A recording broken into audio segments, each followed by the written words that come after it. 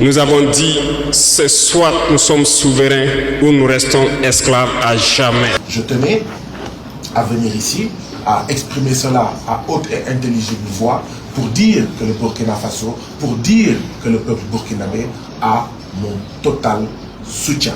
Nous avons compris que le combat qui est engagé contre l'impérialisme sera dur, très dur.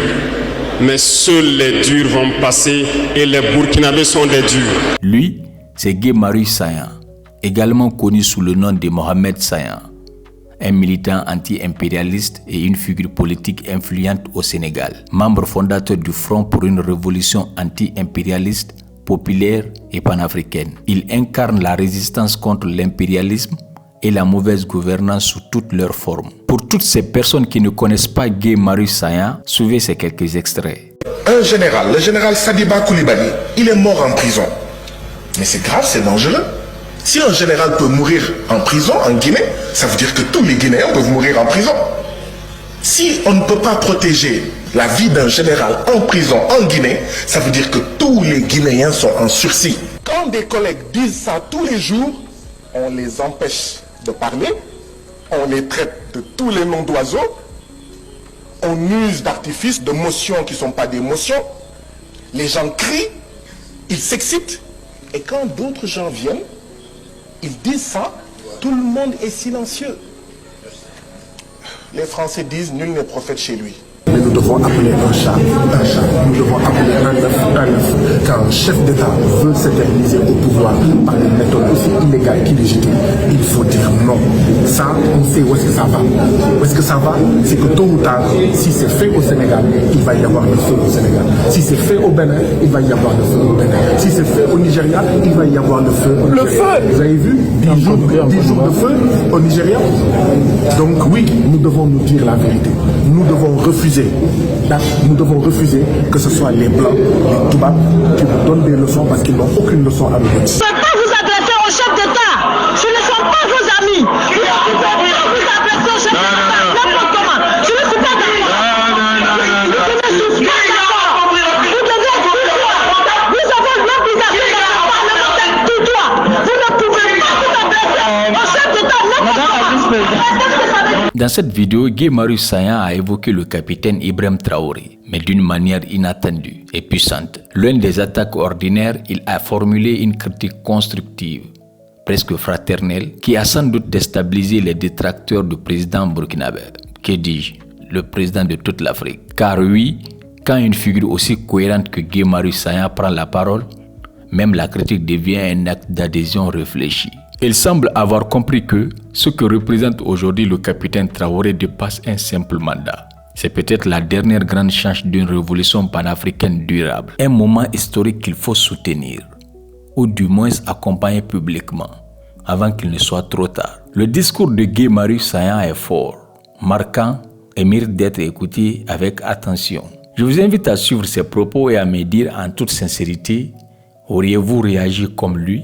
Je suis venu ici pour dire en fait toute ma solidarité au peuple burkinabé dans la situation que nous connaissons tous, que vit aujourd'hui le Burkina, ainsi que le peuple.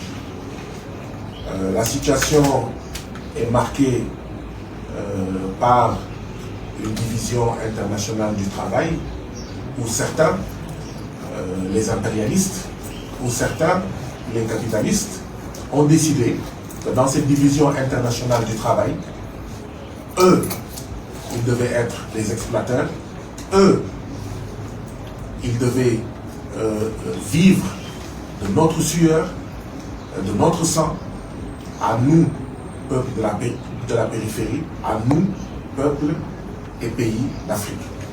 Dans cette division internationale du travail, nous, peuple africain, nous, pays africains, la place qu'ils nous donnent, eux impérialistes, c'est la place de réservoir de matières premières. Oui, je veux ton zircon, je veux ton pétrole, je veux ton or, je veux ton gaz, je veux en tout cas tout ce qui est enfoui dans ton sous-sol. Je veux également, en plus que de faire de toi un réservoir de matières premières, je veux que tu sois un marché pour mes produits finis. quand je vais m'accaparer de tes ressources, je vais les envoyer dans mon pays, comme la France, et je vais les transformer en produits finis, et je veux aussi venir à nouveau avec ces produits finis pour les vendre, pour utiliser ton peuple africain, ton peuple burkinabé comme consommateur. Eh bien, c'est ce qu'on appelle oppression impérialiste, c'est ce qu'on appelle le néo. Mais partout où il y a oppression, il y a nécessairement résistance. Et la résistance burkinabé n'est plus à présenter. Je crois que un des plus dignes africains, parmi les plus dignes, nous tous nous le connaissons, c'est feu le camarade Thomas Sankara. Il y a eu une parenthèse qui a été ouverte par son assassinat, une parenthèse néo, une parenthèse impérialiste qui a été ouverte par son assassinat. Mais comme nous avons l'habitude de le dire, quelle que soit la longueur, la durée de la nuit, le jour finira toujours par arriver.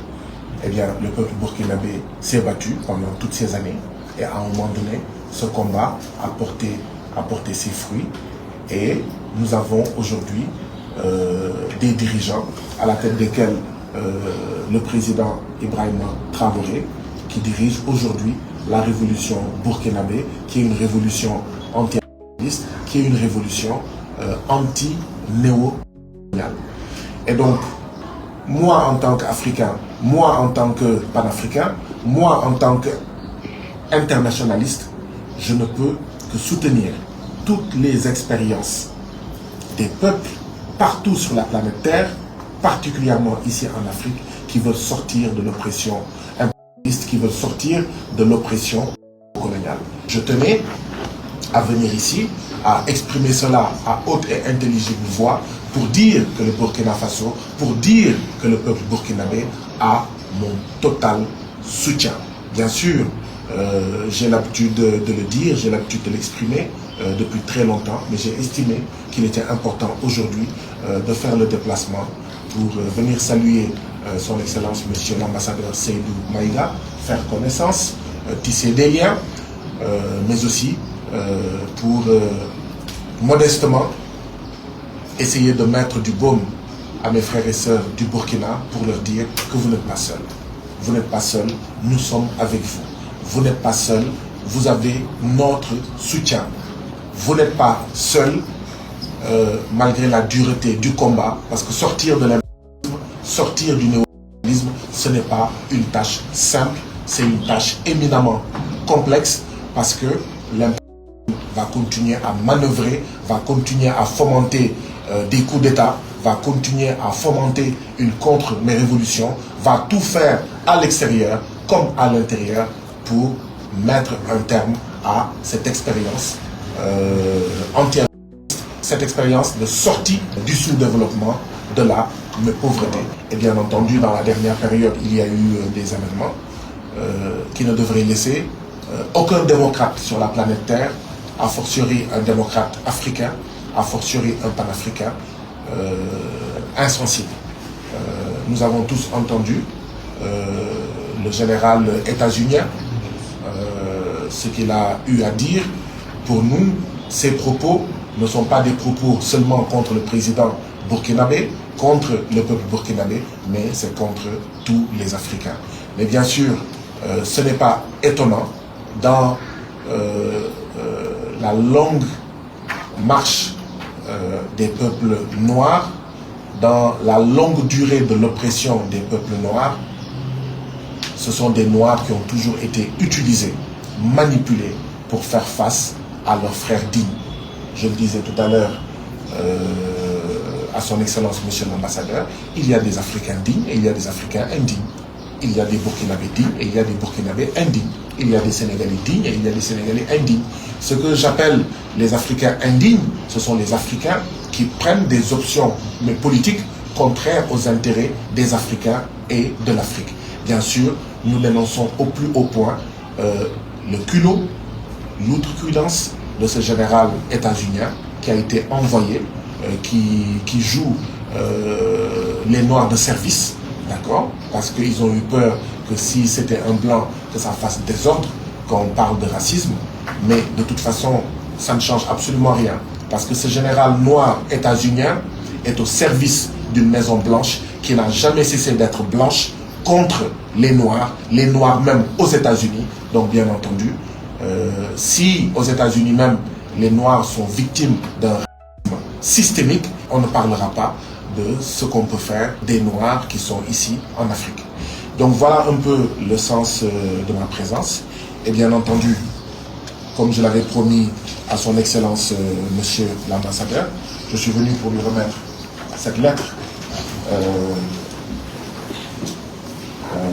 adressée à aussi mon président, à aussi mon frère, à aussi mon camarade, le président Ibrahim Traoré. Et je sais pouvoir compter sur son Excellence Seydou Maïga pour transmettre cette correspondance-là, qui pour moi est une correspondance adressée au peuple burkinabé, mais également à ses dirigeants dans ces moments très importants, dans cette expérience très importante en cours aujourd'hui au Burkina Faso, une expérience que j'espère sera victorieuse pour le bien du Burkina, mais aussi de toute l'Afrique de l'Ouest et de l'Afrique.